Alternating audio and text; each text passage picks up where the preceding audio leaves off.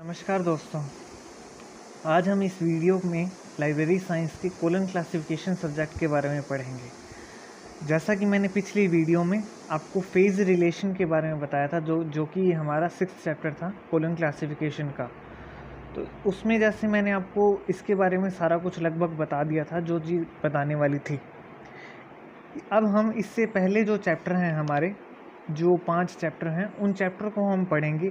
मैंने आपको ये चैप्टर पहले इसलिए नहीं पढ़ाए क्योंकि मुझे ऐसा लगता है कि अगर मैं बाकी के चैप्टर से पहले ये चैप्टर आपको करवा देता तो शायद आपको समझ में नहीं आते, क्योंकि आपको बेस समझना ज़रूरी है। बेस जो है आपका इन फार्मूलाज से ही होता, इनका क्या मतलब है, इनके फार्मूलाज में जो भी हमारे कोड होते हैं उनको किस तरह से पुट करना होता है, किस तरह से उनको सोल्व करना होता है, हमारे टाइटल से जो कोड है वो किस तरह बनाना होता है, क्लास नंबर कैसे बनाना होता है, वो सारा समझने के बाद ही आप इन चैप्टर्स को समझ सकते थे। तो इसलिए मैं अब आपको जैसे 6th चैप्टर मैंने आपको पहले पिछली वीडियो में करवा दिया था, उसका लिंक जो है मैं डिस्क्रिप्शन में दे दूंगा। वैसे उससे पहले जो चैप्टर हमारे आज मैं इस वीडियो में वो चैप्टर करवाऊंगा। मेरे पास कमेंट भी आया था एक कि आप जो है इसके पहले वाले चैप्टर भी करवाए। एक ने मुझे कमेंट किया कि आप जो इसका फर्स्ट चैप्टर है वो भी करवाएं। तो यही मैं आपको कोशिश करूँगा कि कम टाइम में आपको ज़्यादा से ज़्यादा समझा सकूँ इन सभी चैप्टर्स के बारे में। वैसे छोटे छोटे चैप्टर हैं तो ये एक ही वीडियो के अंदर सारे चैप्टर हो जाएंगे। इनसे रिलेटेड मैं आपको टाइटल भी करवा दूँगा। तो वीडियो शुरू करने से पहले मैं आप सभी को ये कहना चाहूँगा कि हमारे जो चैनल है उसे आप सब्सक्राइब जरूर कर दें। वैसे तो व्यूज़ काफ़ी अच्छे आ रहे हैं, सो सबको इसके लिए थैंक यू।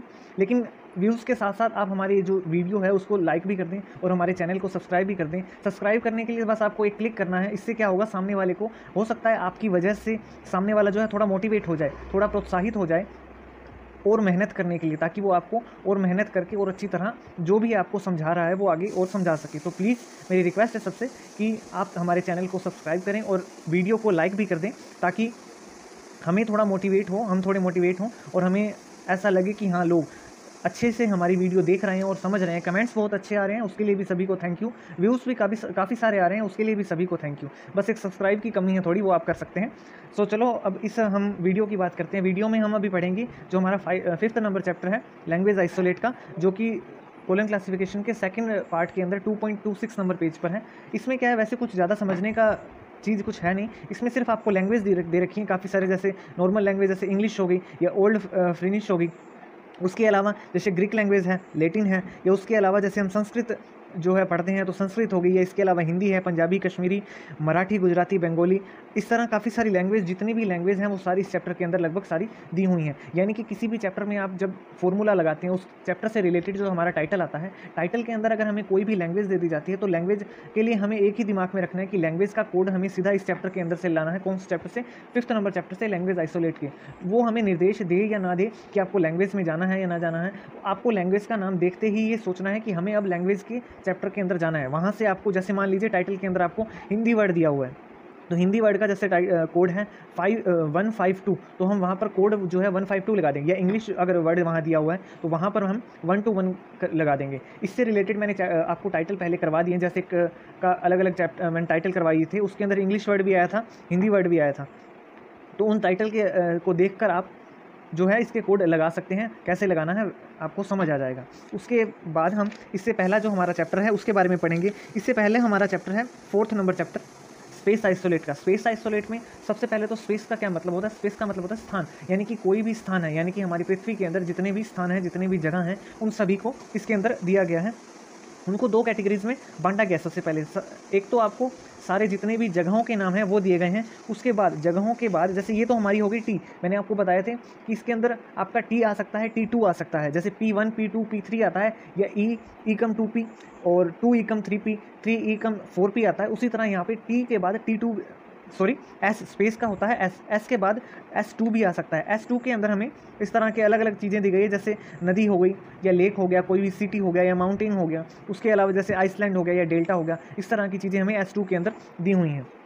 तो यहाँ क्या है, जैसे सबसे पहले यहाँ पे 1 जो है हमें वर्ल्ड का दिया हुआ है कि अगर किसी भी टाइटल में वर्ल्ड अगर कोड जो है वर्ड आ जाता है तो आपको वहाँ कोड लगाना है 1। उसके बाद अगर जैसे हम हमारे इंडिया की बात करें तो इंडिया का कोड जो है हमें यहाँ 44 दिया गया है, इंडिया लिखा हुआ है 44। उसके बाद इसमें मेन चीज़ जो हमें देखने वाली है वो यहाँ दी गई है, मदर कंट्री दी गई है जो हमें बोल्ड करके दी गई है, उसका कोड है 2। अगर कहीं भी मदर कंट्री आती है तो उसका 2 लिखेंगे। लेकिन हम यहाँ देखें कि मदर कंट्री का मतलब क्या होता है, तो वो होता है मातृ देश, मतलब कि हमारी जो मातृभूमि है वो हो गई। तो हम इंडिया में रहते हैं, जैसे ये वीडियो जो है मैं इंडिया में रहता हूँ, या मान लीजिए कोई भी इंडिया के अंदर किसी लाइब्रेरी के अंदर लाइब्रेरियन है, एज ए लाइब्रेरियन वहाँ बैठता है, तो वहाँ पे उसकी जो मात्र जो भूमि होगी, जो उसकी मदर कंट्री होगी, जो देश होगा उसका, वो कौन सा होगा, वो इंडिया होगा। तो वहाँ पे अगर जैसे आ जाए कोई टाइटल आपके सामने, जैसे हिस्ट्री ऑफ इंडिया आ जाए, अगर हमारे पास एक टाइटल आ जाता है हिस्ट्री ऑफ इंडिया, तो वहाँ पे हिस्ट्री का जैसे मेन क्लास होगी वी, वो हम वी मेन क्लास लगा देंगे, लेकिन उसके बाद डॉट लगा के 44 नहीं लगाएंगे, उसकी जगह हम मदर कंट्री का 2 लगा देंगे, मदर कंट्री का 2 लगाएंगे, यानी कि हमारी जो मदर कंट्री का 2 आ जाएगा वी हिस्ट्री के साथ, तो उसको टाइटल होगा हिस्ट्री ऑफ इंडिया का। या मान लीजिए अगर पाकिस्तान में कोई जो अगर लाइब्रेरी है, तो पाकिस्तान की लाइब्रेरी में अगर कोई मान लीजिए कोलन क्लासिफिकेशन के अकॉर्डिंग कोई भी कोड बनाते हैं, तो पाकिस्तान का जो कोड होगा जैसे उसका होता है 44Q7। मैं आपको इसका कोड दिखा भी देता हूँ, पाकिस्तान का कोड क्या होता है, यहाँ हम देखेंगे।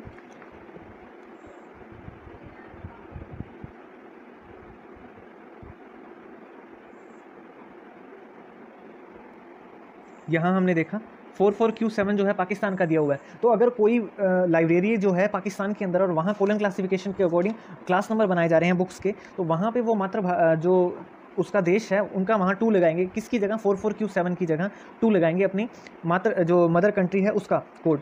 उसके बाद 3 आता है फेवरेट कंट्री का। इसके बाद जो मेन चीज़ है वो हमारी एशिया आती है 4, क्योंकि जो इंडिया है वो एशिया के अंदर है, तो 4 एशिया आती है। 4 के अंदर अलग अलग जितने भी जगह हैं, जैसे 42 पे हमें जापान दे दिया गया है। उसके बाद जो मेन चीज़ है वो 44 पे इंडिया दी गई है। लेकिन यहाँ पे हमें एक चीज़ देखनी है कि यहाँ जो हमें दिया गया है, ये लिखा है यहाँ पे एज बिफोर 1956, यानी कि जो 1956 से पहले की जो जगहें थी वो यहाँ दी गई है, लेकिन वो हमारे काम की नहीं है। क्यों काम की नहीं है? क्योंकि उसमें कई जो हैं बंटवारे के बाद अलग अलग हो गई है। जैसे वैसे तो 47 के अंदर जो है पाकिस्तान और इंडिया अलग हुए थे, लेकिन उसके बाद भी अलग अलग जगहों की जैसे चीज़ें कोड जो है वो चेंज कर दिए गए हैं। इसलिए यहाँ से हम क्या है पेंसिल से इसको काट देंगे, यहाँ से शुरू करेंगे एज बिफोर 1956 से आगे तक हम काटते जाएंगे। नेक्स्ट पेज पे भी दोनों साइड में काट देंगे, उसके अगले पेज पे भी दोनों साइड में काट देंगे। यहाँ हम आएंगे 2.12 नंबर पेज पर, 2.12 नंबर पेज पे, यहाँ हम देखेंगे नीचे नीचे हमें लिखा है आफ्टर 1956, इसके ऊपर तक हमें काट देना है। अगर हमें कोई भी कोड लेना है किसी भी जगह का, तो हम आफ्टर 1956 से के आगे से लेंगे, अगर इंडिया का कोई कोड हमें लेना है तो। इसमें आपको एक चीज़ क्या ध्यान रखनी है, जैसे मान लीजिए कोड टाइटल के अंदर आपको बीकानेर वर्ड दे दिया जाता है, बीकानेर या जयपुर दे दिया जाता है, तो यहाँ आपको जयपुर का कोड नहीं लगाना है। क्यों नहीं लगाना? ये एक रूल है कि जयपुर का या बीकानेर का जो कोड है वो आपको नहीं लगाना। वहाँ आपको क्या करना है, जैसे एक जगह पे आपको एक टाइटल में आपको लिख दिया गया कि जयपुर, ब्रैकेट के अंदर इंडिया लिखा है या नहीं लिखे है, मान लीजिए ना भी लिखा हो, तो आपको क्या करना है कि इंडिया का कोड लगाना है 44, उसके बाद डॉट लगा के आपको जयपुर का जे लगा देना है कैपिटल में। या मान लीजिए ब्रैकेट में आपको दिया गया है राजस्थान, तो आप राजस्थान का कोड लगाएंगे, जो राजस्थान का कोड होगा वो लगाएंगे। जैसे यहाँ राजस्थान का कोड आपको दिया गया है 4437, तो राजस्थान का कोड लगाएंगे। पहले तो डॉट लगा के राजस्थान का कोड लगाएंगे, उसके बाद डॉट लगा के जयपुर का, या मान लीजिए बीकानेर दिया है तो बीकानेर का बी लगा देंगे हम कैपिटल के अंदर, तो वो हमारा आंसर हो जाएगा। जैसे मैं आपको टाइटल में बता देता हूँ लिख के कि किस तरह हम कर सकते हैं। जैसे यहाँ मान लीजिए हमें किसी भी टाइटल के अंदर बीकानेर दे दिया जाए या ब्रैकेट में दे दिया जाए राजस्थान, तो हमें कोड क्या लगाना है? सबसे पहले जो हमारा टाइटल आगे का होगा उसका कोड हम लगा देंगे, उसके बाद डॉट लगाएंगे, क्योंकि स्पेस का कनेक्टिव सिंबल जो है वो डॉट होता है। उसके बाद हम लगाएंगे 4437 जो कि हमारा राजस्थान का कोड है, उसके बाद डॉट लगा के हम बीकानेर का बी लगा देंगे। या हमें अगर जयपुर दिया गया है तो जयपुर के लिए हम सबसे पहले 4437 लगाएंगे, उसके बाद बी जयपुर का जे लगा देंगे। या हमें मान लीजिए ब्रैकेट में अगर इंडिया दिया गया है यहाँ, तो हम ये ना लगा के .44.j, ये हमारा आंसर होगा। ठीक है, स्पेस आइसोलेट में बस बताने के लिए यही चीज़ें। उसके बाद जैसे हाँ एक चीज़ मैं आपको यहाँ बता दूँ कि हमें S2 दिया गया है यहाँ पे, तो यहाँ पे जो कोड हमें दिए गए हैं ये हमें कोड नहीं लेने हैं, बिल्कुल भी यूज़ नहीं करने हैं। यहाँ मैंने आपको यहाँ लिखा हुआ दिया है पेज नंबर 26 से, यानी कि जो 26 नंबर पेज है, हम स्टार्टिंग में बुक की स्टार्टिंग में जाएंगे, बिल्कुल स्टार्टिंग में जहाँ पे इसका फर्स्ट पार्ट जो है शुरू होता है। फर्स्ट पार्ट शुरू होने से ठीक पहले यहाँ पे हम देखेंगे फर्स्ट पार्ट शुरू हो रहा है, रूल पार्ट, उससे पहले हम देखेंगे पेज नंबर जो है हमें 28 नंबर पेज दिया गया है यहाँ पे, लेकिन हमें 26 नंबर पेज देखना है, तो यहाँ 26 नंबर पेज देखेंगे। यहाँ लिखा है पार्ट 2 पेज नंबर 2.17, यहाँ हम वापस आएंगे तो यहाँ भी हमें पेज नंबर 2.17 दिया गया है, जहाँ ये दिया गया है। तो यहाँ पे सेम टू सेम बिल्कुल वही चीज़ें लिखी गई है, जैसे यहाँ ये देखेंगे आप आइसलैंड है या डेल्टा है या फॉरेस्ट है, तो वही यहाँ दिया गया है, फॉरेस्ट है, आइसलैंड है या डेल्टा है, तो उनके कोड जो हमें दिए गए हैं वो यहाँ से लेने हैं, ना कि यहाँ से, ठीक है। उसके बाद हम इससे पहले का जो चैप्टर है वो हम करेंगे। यहाँ एक और चीज़ मैं आपको बता दूँ, यहाँ तो हमें स्पेस आइसोलेट दिया है, ये हमें नंबर वाइज दिया है, 1 से लेके लास्ट में जितना नंबर है वो दिया गया है 987। लेकिन इसके बाद हम एक पेज पलट के देखें तो यहाँ पे हमें जियोग्राफिकल इंडेक्स नाम से दिया गया है। यहाँ हम देखेंगे तो हम ए से जेड तक सभी जगहों के नाम दिए हैं। लेकिन आपको ध्यान में क्या रखना है, अगर इंडिया का कोई भी कोड लेते हैं, इंडिया के अंदर का, जैसे मान लीजिए कोई भी कोड लेते हैं, आप राजस्थान का कोड ही मान लीजिए, हम राजस्थान का कोड लेते हैं, जैसे यहाँ राजस्थान लिखा है 4437 ले लिया, यहाँ तो चलो एक ही लिखा है, लेकिन कहीं जगह जैसे राजपूताना लिखा है तो यहाँ पे 4482 लिखा है, उसके बाद 4437 भी लिखा है, लेकिन 4437 जो है वो राजस्थान का है। तो आपको क्या करना है, ये देखना है कि जो ये वर्ड है जो आप यहाँ सर्च कर रहे हैं वो आपका जो वर्ड है वो कहाँ से, यहाँ में कहाँ पर आ रहा है। अगर कटे हुए हिस्से में से आ रहा है तो आपको उसका कोड नहीं लगाना है, ठीक है। उसके बाद हम इससे पहले वाला चैप्टर देखते हैं, टाइम आइसोलेट का। टाइम आइसोलेट का वैसे तो मैंने फर्स्ट वीडियो में ही बता दिया था, जो मैंने इंट्रोडक्शन के लिए बताई थी, कि यहाँ पे आपको सारा टाइम दिया गया है, जैसे 999 to 1000 BC या 999 to 1 BC, ये सारे यहाँ पे टाइम दिया गया है। यानी कि अगर मान लीजिए 1947 दिया है तो 1900 से 1999 तक अगर कोई भी कोड आता है तो आपको वहाँ n लगाना है। उसके बाद अगर 47 वर्ड दिया गया है तो आपको यहाँ 47 सन लिख देना है। उसके बाद यहाँ पे हम देखेंगे कि यहाँ T दिया हुआ और यहाँ हमें T2 दिया गया है। T1 के अंदर तो हमें जो कैलेंडर के अकॉर्डिंग जो हमारे ईयर होते हैं वो सारे दिए गए हैं, लेकिन इसके अंदर हमें अलग अलग दूसरी चीज़ें दी गई, जैसे डे टाइम आ गया, नाइट टाइम आ गया, ट्विन लाइट आ गई, ये उसके अलावा विंटर सीजन आ गया, ये अलग अलग सीजन हो गया, ये ड्राई आ गया, वेट आ गया, उसके बाद स्नो आ गया, ये अलग अलग सीजन हो गए। तो इसी तरह ये जो है हमारा T1 होगा, ये हमारा T2 होगा, ये हम T1 लगाएंगे, डॉट लगा के T1 लगा देंगे। उसके बाद अगर T2 भी हमें दिया गया है तो हम दूसरी डॉट लगा के उसके बाद T2 लिख देंगे। लेकिन यहाँ पे मैं आपको बता दूँ कि अगर कहीं भी टाइटल के अंदर आपको दिया जाए कि आफ्टर 1947 यानी कि 1947 के बाद, तो आपको ये एरो लगाना है इस तरह, यानी कि आगे की तरफ जो आपको इशारा करे आगे की तरफ। लेकिन ये बताया जाए कि बिफोर 1947 1947 से पहले, तो आपको ये उल्टा एरो लगाना है जो कि पीछे की तरफ इशारा करे। तो ये आपको यूज़ करना है दोनों का। उसके बाद हम इससे पहले वाले चैप्टर में चलेंगे। यहाँ पे आपको कॉमन आइसोलेट दिया गया है, चैप्टर है सेकंड नंबर चैप्टर। यहाँ पे कॉमन आइसोलेट दिया गया है। यहाँ आपको एक इन्फॉर्मेशन दी गई है कि एप्लीकेबल बिफोर फेस फैक्ट, यानी कि अब यहाँ फैक्ट का क्या मतलब है, सबसे पहले ये तो बता दूँ मैं। ये मैंने आपको पिछली वीडियो में बताया था, जहाँ पे मैंने रिलेशन के बारे में बताया था, जो 6 नंबर चैप्टर आपको करवाया था मैंने। यहाँ हमने किया था 6 नंबर चैप्टर फेज रिलेशन का। उसके अंदर मैंने आपको बता दिया था कि फैक्ट का मतलब होता है पक्ष। आप वीडियो देख सकते हैं। उसके बाद आपको क्या करना है, यहाँ बताया गया है कि बिफोर स्पेस फैक्ट, यानी कि स्पेस से पहले, यानी कि टाइम आइसोलेट से हम अगर कोई कोड लेते हैं तो उससे पहले हमें इसको लगाना है, ठीक है। इसके लिए मैं आपको एक टाइटल करवा देता हूँ, छोटा सा टाइटल, बिल्कुल आसान सा टाइटल हम करेंगे। टाइटल का नाम होगा हिस्ट्री ऑफ साइंस। तो यहाँ साइंस दी गई है, हमें ये नहीं बताएगा कि ये लाइब्रेरी साइंस है या कौन सी साइंस है, ये हिस्ट्री वर्ड आ गया। तो आपको यहाँ क्या करना होगा कि सबसे पहले तो साइंस का जो मेन क्लास है वो हमें लगानी होगी। साइंस की मेन क्लास कहाँ कैसे लगानी है आपको, साइंस यहाँ वर्ड दिया गया, इसका मतलब है कि नेचुरल साइंस है। नेचुरल साइंस मतलब जो मेन साइंस होती है वही है। तो इसका हमें मेन क्लास के लिए एक अलग चैप्टर दिया गया, चैप्टर 1। ये दोनों चैप्टर साथ में चल रहे हैं, आप देखेंगे। यहाँ हम देखेंगे कि हमें लाइब्रेरी साइंस तो मिल गया, उसका 2 होता है, लेकिन हमें लाइब्रेरी वर्ड तो कहीं नहीं दिया हुआ टाइटल के अंदर। हमें जो है साइंस दी गई है, तो यहाँ बुक साइंस दिया गया है हमें, लेकिन बुक साइंस भी हमें कहीं भी नहीं बताया जा रहा कि बुक साइंस लेनी है। तो यहाँ हम देखेंगे नेचुरल साइंस, यानी कि सिंपल नॉर्मल जो साइंस होती है वो साइंस दी गई है हमें, उसका इसका कोड है 1। लेकिन ये एक हमारी मेन क्लास है, तो मेन क्लास जो है वो सबसे पहले लगती है, तो हमने ये लगा दी main class a natural science की। लेकिन यहाँ हम देखेंगे कि हिस्ट्री भी हमारी मेन क्लास है वैसे देखा जाए तो इसकी जो है हिस्ट्री की ये भी मेन क्लास होती है, तो ये भी हम ऐसे लगा देंगे, लेकिन ये गलत हो जाएगा। तो हम क्या करेंगे, नेचुरल साइंस का ए लगा देंगे। उसके बाद हम देखेंगे कॉमन आइसोलेट के अंदर कि हमें इससे रिलेटेड कोई भी कोड या वर्ड दिया गया, तो यहाँ देखेंगे तो हमें यहाँ पे स्मॉल भी दिया जा रहा है, जो कि हिस्ट्री का कोड है, जो कि कॉमन आइसोलेट से आता है। तो हम यहाँ क्या करेंगे, हिस्ट्री का कोड लगा देंगे स्मॉल भी। ये हमारा आंसर हो जाएगा। ये हमारा आंसर नहीं होगा, ये राइट आंसर है बिल्कुल। हिस्ट्री ऑफ साइंस का ए, उसके बाद स्मॉल भी। इसके बाद हम एक और टाइटल करके देख लेते हैं। यहाँ पे एक टाइटल दिया गया है बायोग्राफी ऑफ फिजिक्स। तो फिजिक्स का चैप्टर जैसे मैंने आपको करवा दिया, इसकी मेन क्लास होती है सी। और बायोग्राफी अगर हम देखें तो यहाँ कॉमन आइसोलेट में हम देखेंगे कि बायोग्राफी का कोई कोड दिया गया है। तो यहाँ हम देखेंगे कि बिब्लियोग्राफी का तो हमें ए दिया गया है, बायोग्राफी का कोड हमें दिया गया है या नहीं दिया गया। हमें यहाँ कोई भी कोड बायोग्राफी का नहीं दिया गया है, लेकिन यहाँ बायोग्राफी का कोड भी ए ही आएगा, ये आपको ध्यान में रखना है, ए ही आएगा बायोग्राफी का भी कोड।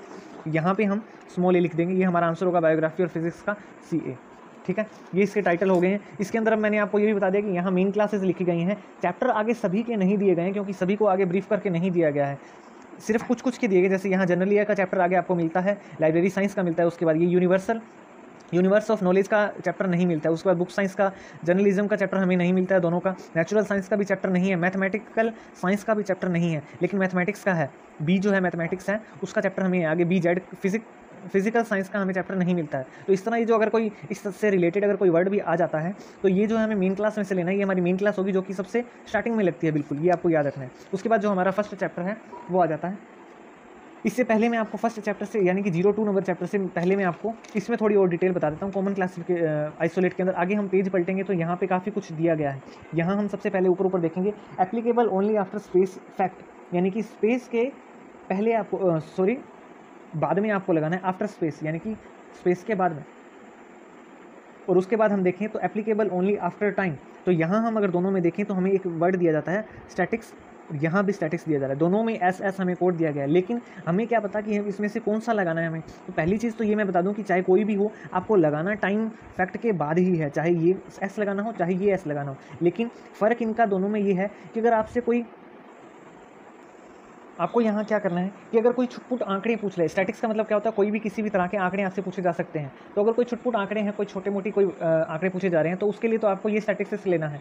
अगर आपसे कोई बड़ी मात्रा में कोई आंकड़े पूछे जा रहे हैं, जैसे हम हिंदी में अगर कहें तो यहाँ पे आपको हिंदी का मतलब, जैसे यहाँ लिखा हो इफ़ पीरियोडिकल, तो इसका हिंदी का मतलब होता है यदि सामयिक है तो, यानी कि अगर आपको कोई बड़े पैमाने में कोई आंकड़ा पूछा जा रहा है तो आपको ये स्टैटिक्स जो है यूज़ में लेना है। तो इससे रिलेटेड मैं आपको एक टाइटल करवा देता हूँ। तो ये हमें यहाँ टाइटल दिया गया है एक statistics of malaria in Odisha, statistics of malaria in Odisha. तो यहाँ हम देखिए स्टैटिस्टिक्स जो वर्ड आ गया इसका कोड जो होगा वो एस होगा, हमें पता है। अब मलेरिया जो है ये एक बीमारी है, तो बीमारी जो है जितनी भी बीमारियाँ होगी वो मेडिसिन के अंदर आती हैं, यानी मेडिकल साइंस के अंदर आती हैं। तो उसका चैप्टर जो है हमारा वो एल है, वहाँ से हम मलेरिया का कोड लेके आएंगे। उड़ीसा जो है वो एक स्पेस आइसोलेट का हिस्सा है, यानी कि एक जगह का नाम है, तो हम स्पेस आइसोलेट में से लेके आएंगे। तो यहाँ हम देखेंगे कि हमारी मेन क्लास क्या लगेगी। स्टैटिस्टिक्स जो है हमारी मेन क्लास नहीं हो सकती, जो ओडिशा है ये एक जगह का नाम है, ये भी हमारी मेन क्लास नहीं हो सकती। तो यहाँ पे जो मेन क्लास होगी वो हमारी एल होगी, क्योंकि जो मलेरिया मेन बीमारी की यहाँ बात हो रही है, जो मेन फोकस जा रहा है वो बीमारी मलेरिया पे जा रहा है, तो हम इसकी मेन क्लास जो है एल लगाएंगे। लेकिन मलेरिया का जो कोड होगा वो कैसे लगाएंगे, कहाँ से आएगा, उसके लिए हमें एल मेडिसिन की क्लास के अंदर जाना होगा। तो सबसे पहले तो हम जैसे चैप्टर में आ गए हमारे एल मेडिसिन के, उसमें हम देखेंगे कि जो मलेरिया है वो कहाँ होता है, किस तरह होता है। तो हम देखेंगे कि यहाँ पे जो मलेरिया है वो ब्लड के अंदर होता है हमारा।